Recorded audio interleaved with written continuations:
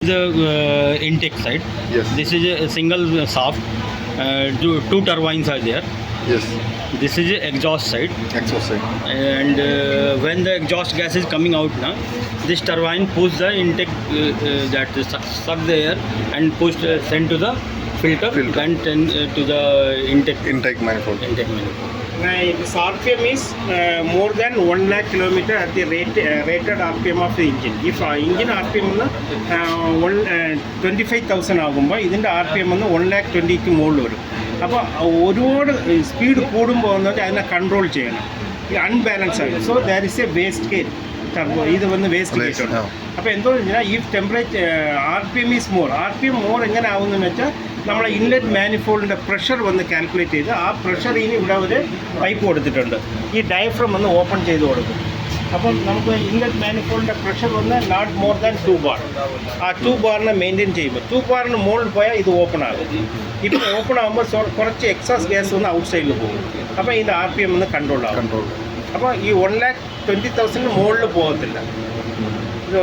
അങ്ങനെയാണ് ഇത് കൺട്രോൾ ചെയ്യുന്നത്.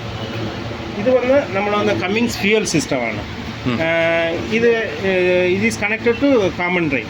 ഈ കോമൺ റെയിൽ എന്താ വെച്ചാൽ ഈ പമ്പ് കൊണ്ട് ഈ കോമൺ റെയിലിൽ 1,800 bar പ്രഷർ ക്രിയേറ്റ് ചെയ്യും. 1,800 bar ക്രിയേറ്റ് ചെയ്യും വിത്ത് സിംഗിൾ പ്ലഞ്ചർ. അതാണ് അതിൻ്റെ ഒരു മെയിൻ. മെക്കാനിക്കൽ പമ്പാണല്ലേ? ഇത് നോർമൽ മെക്കാനിക്കൽ. ഡ്രൈവ് കിട്ടുന്നത് നമ്മളൊന്ന് അഡീഷണൽ പുള്ളി ഇട്ടിട്ട് ക്രാങ്കിന് ഓക്കെ. ഇത് സിംഗിൾ കണക്ഷൻ തന്നെ ഇതിൽ വരത്തുള്ളൂ. ഇത് കോമൺ റെയിലാണ്. ഇതൊന്ന് ETV. ETV എന്തോന്ന് വെച്ചാൽ നമ്മളൊന്ന് ഇപ്പം ഇതിൽ എക്സോസ്റ്റ് ഗ്യാസ് അവിടെ ടെമ്പറേച്ചർ 400 ഡിഗ്രിക്ക് മുകളിൽ പോകണം. 800 വരെ 500 മുകളിൽ. ആ ടെമ്പറേച്ചറിനെ മെയിൻറ്റെയിൻ ചെയ്യുന്നത് ഇത് വെച്ച് മെയിൻറ്റെയിൻ ചെയ്യും. എന്നുവെച്ചാൽ എക്സോസ്റ്റ് ഗ്യാസിനെ ഓപ്പണിങ് ക്ലോസിങ് ചെയ്യുമ്പോൾ ഓട്ടോമാറ്റിക്കായി ടെമ്പറേച്ചർ പിടിച്ചു വെച്ച് കഴിഞ്ഞാൽ നല്ല ടെമ്പറേച്ചർ ഹൈ ആവും. പിടിച്ച് റിലീസ് ആക്കി കഴിഞ്ഞാൽ ലോവർ ആവും. അതിനൊരു മോട്ടർ കൺട്രോളാണ്. Easy control with respect to temperature. അത് എത്ര പെർസെൻറ്റേജ് ഓപ്പൺ ചെയ്യണം ഇതിൽ control by ECM. It's control. ECM control. Yes, butterfly valve. It's electronically controlled.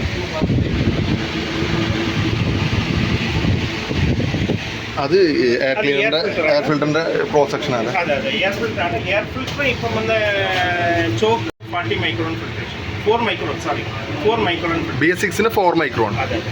BS5 വന്നിട്ട് BS5 ഇല്ല. BS5 ഇന്ത്യയിൽ വന്നിട്ടില്ല. BS4 ഡയറക്റ്റ് BS6 ലോഞ്ച് ചെയ്തത്.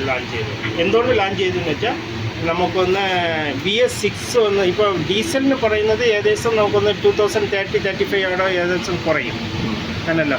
അപ്പം അതുവരേക്കും നമുക്ക് ഈ BS4 BS6 നമ്മൾ വിത്ത് റെസ്പെക്ട് ചെയ്ത് ഇവിടുത്തെ നോക്സിൻ്റെ കൺട്രോളിൻ്റെ ഡയറക്റ്റ് ഒരു BS6 ഷിഫ്റ്റ് ചെയ്തതെന്ന് വെച്ചാൽ പുതിയ ടെക്നോളജി കൊണ്ടുവന്നാൽ മാത്രമേ BS6 മീറ്റ് ആകാൻ പറ്റൂ.